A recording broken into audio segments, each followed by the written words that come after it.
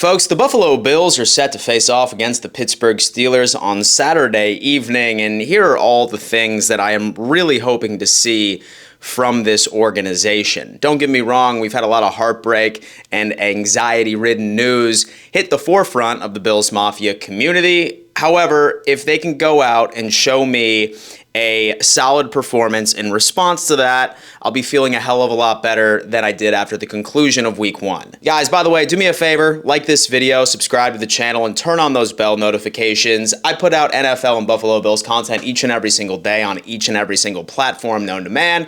So if you want to be entertained this season, go on ahead and join the family. Now also, say for example you have no idea where to watch the Buffalo Bills-Pittsburgh Steelers preseason matchup. I cannot tell you a better place than to haul on over to Batavia Downs at Club Bud Light at 34 Rush at 6 p.m.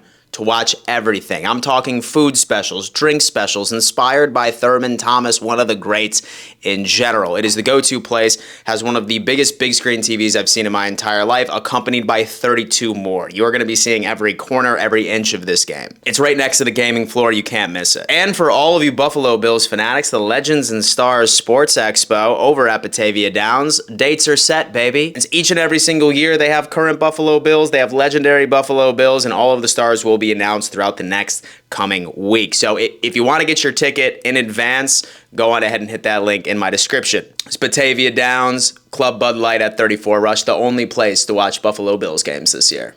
And by the way, guys, Batavia Downs is hooking my audience up with a secret giveaway. All right, they're giving away $250 stay and play. That right there is going to be free play, dinner, hotel room, the whole nine, and an autographed Thurman Thomas football. All you need to do is DM them the secret word this week. It's blue cheese. Hit their Instagram with blue cheese and you will be entered. Winner will be announced during the Super Bowl. So apologies in advance, folks. I feel like I'm just going to use this video to yap, but there's obviously a lot of things that I want to see from this Buffalo Bills organization.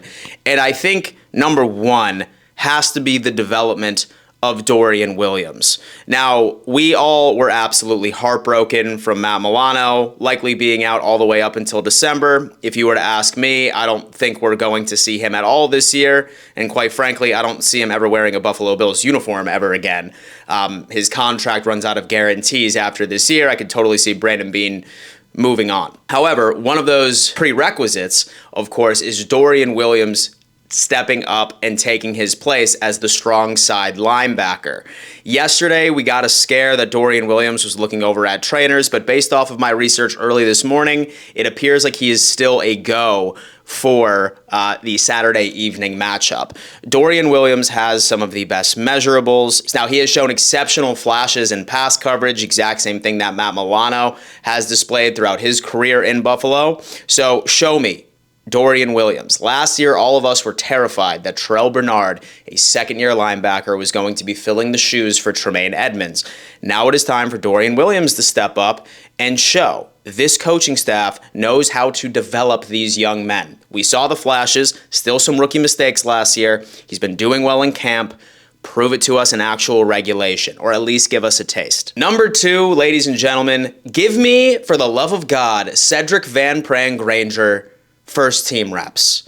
After the first preseason matchup, when you see that Cedric Van Pran Granger was one of the highest rated players on the Buffalo Bills, first off, that is concerning, but second off, we could also say that this man has earned his stripes. He, at the very least, deserves first and second team reps. Alec Anderson, I'm sorry, folks, is not it. He's quality depth all over the offensive line, but at the end of the day, he is not the center that we need. Cedric Van Pran, at the very least, deserves to be the second in the depth chart to that overall position. Dare I say, even the starter. I want to see what this kid can do because there's so many question marks about this Buffalo Bills offensive line. As you remember, we were struggling to run the ball effectively with first team last week. Did it have to do with the fact that Connor McGovern is no longer next to Dion Dawkins, which was one of the strong suits of our run blocking scheme last year? If Cedric Van Pran Granger can go out and absolutely perform, because keep in mind, all right, he is fresher into the center position, right? Connor McGovern has only had 100 professional snaps, all right? I would rather go with the rookie that started for a back-to-back national championship college football program that's coming right off of a season where he only played center. He only played center his entire career. I at least want to see it. Say, for example, he goes out there, he muffs a couple of snaps, then I will kindly shut up and never bring it up again. However, I am still obsessed with the notion of putting the rookie at center. Show us. Number 2, I want to see a hell of a lot more Ray Davis. And all we have been hearing from this running back prospect is that he is an absolute threat when it comes into the pass catching game, right? I mean, yesterday one of the beat reporters was suggesting, I think it was Alex Brasky maybe, but he was saying that the way Ray Davis runs routes, you would almost assume that this is a wide receiver as far as his double step, his ability to create separation, his hands. And this is something I think this team needs, something that we really need to hone in on, because as much as we love James Cook, I still love James Cook being a damn threat on the ground this year, but when it comes into the pass-catching game, he certainly had his share of drops in very key moments last year in the 2023 season. Ray Davis has been doing fantastic. He has been showing that he can be that north-south runner. He's gaining yards after contact, that absolute bowling ball running back we've been looking for since Fred Jackson was on this team. Give me some more Ray Davis, throw him in with the first, give him his reps, and make me feel good about this run game. Because say that we still have some of these issues with the offensive line, with Connor McGovern no longer being at left guard, we're going to need somebody that has that power, that can absolutely bulldoze through some of these D-lines. I want to see a bit more from Keon Coleman. Of course, we ended up seeing his stop route during preseason week 1, where he absolutely fooled the DB that was covering him. But then afterwards, he was tightly covered in the red zone when Mitchell Trubisky was the quarterback, and he couldn't come out with a touchdown. Yesterday during joint practices, we did hear that he did end up having a splash play, but several reps he was having difficulty separating. But at the end of the day, like I said, this guy right here does not win by separation. He wins by vertical separation. That's essentially how I have been looking at it. However, I do want him to go out and be a hell of a lot more productive. He needs a hell of a lot more than just 3 looks.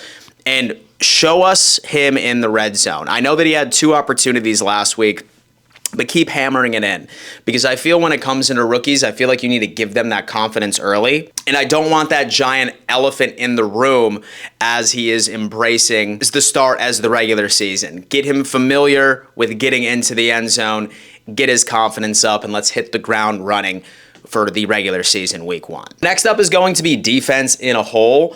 The Pittsburgh Steelers are actually going to be running Russell Wilson as far as I see from reports this morning on Friday. This is fantastic because a lot of the starters will be out there. We saw a lot of that from Chicago, but I think we're going to see more from the Pittsburgh Steelers. I think both teams are intending on having starters out there for about 2 drives apiece well into the second quarter. So this gives us a great opportunity to really work out the kinks. Yesterday in joint practice, we heard that Najee Harris ended up completely ripping up the middle for a massive gain. If I remember correctly, I'm pretty sure it was for 6, but let's clean up that damn run defense, right? Last year, I thought that while it was still a weakness, it was definitely an improvement from years in the past. But luckily, this overall defensive line ended up making up for it and swallowing quite a bit of these run attempts. Let's be consistent in the run. Same thing when it comes down into our corners. Christian Benford, Rasul Douglas, and Taron Johnson, we're going to need these guys this year, okay? They are going to be a massive piece of this unit that we need to rely on, especially now that there's so many question marks of the development of Dorian Williams, how Hamlin is going to be as a starting free safety for this organization. So these corners are really going to have to pull a lot of weight. So I would love to see some splashes from each and every single one into our secondary unit, because who knows what to expect from this team anymore. And last but not least, for the love of God, no injuries, all right? Since I've been seeing all of these injuries pile up, literally since day 1 of training camp, I've been starting to question the overall strength and conditioning coaches and the medical staff that is in the building. I'm not going to say that the Buffalo Bills are the only team that are going through these injuries. Several teams have been, seeing several starters be out for the entire season. Prime example is the Minnesota Vikings with J.J. McCarthy after only 1 preseason appearance. and several other teams can say the same thing.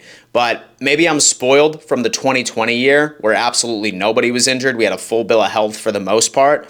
And now it just seems like that this giant dark rain cloud of injuries have just been, focused on the defense. It's unfortunate. Luckily, we do have a very good defensive-minded head coach. I would argue he's probably the second best next to Mike Tomlin as far as being able to scheme and get the most out of some of these depth players on defense.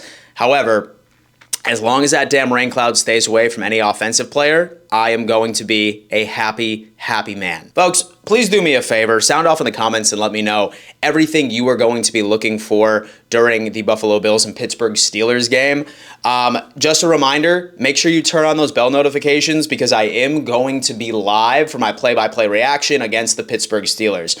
And in case you guys didn't know, I am giving away this Keon Coleman signed mini helmet, and I am announcing the winner on Saturday evening in order to enter. And so you need to be a subscriber right to this channel, and you need to follow me on X and retweet and like the pinned tweet. So guys, thank you so much for tuning in. I do look forward to seeing you on Saturday evening. And before I let you go, you better always remember, let's go Buffalo.